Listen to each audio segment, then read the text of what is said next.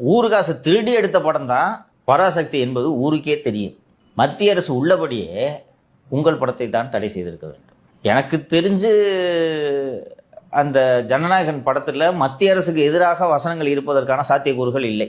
இதுல நேரடியாக மத்திய அரசை விமர்சிக்கும் வசனங்கள் இருக்கிறது. படம் பார்த்து விட்டு வந்திருக்கிறோம். டெல்லி தான் இந்தியாவா?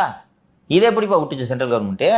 அதுதான் சார் புரியல. ஜனநாயகனே தடுக்கிறாங்க. இப்போது யார் ரகசிய கூட்டணியில் இருப்பது?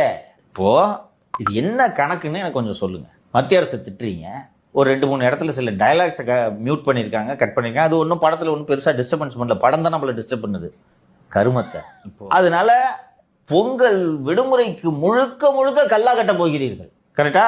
பொங்கலுக்கு தீபாவளி போல ஒரு நாளில் முடிஞ்சிடாம பொங்கலுக்கு ஒரு 3-4 நாள் லீவில் இருக்கும். காணும் பொங்கலுக்கு எதையாவது காண வேண்டும் என்று மக்கள் வெளியே கிளம்புவார்கள். அப்போ இந்த கருமத்தையாவது காணுவோம் என்று போய் தியேட்டருக்கு போய் பணத்தை கொட்ட போகிறார்கள். நீங்கள் கோணியில் பணத்தை வார போகிறீர்கள். இது எப்படி மத்திய அரசு சாத்தியமாக்கியது?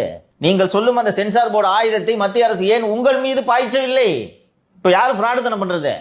ஊருக்கே தெரியும். நம்மளே பலமுறை பேசியிருக்கோம். ஆகாஷ் பாஸ்கரன் வீட்டுக்கு டாமி போனதுக்கான காரணம் என்னப்பா? டாஸ்மாக் ஊழல். அந்த துட்டுல எடுத்த படம் தான் இதுன்றது ஊருக்கு தெரியும், நமக்கு தெரியும், பிஜேபிக்கு தெரியும், டாமிக்கு தெரியும். இதைத்தானே தடை பண்ணியிருக்கணும். அப்ப யார் ரகசிய உறவுல இருக்கிறது? யார் கள்ள கூட்டணியில இருக்கிறது?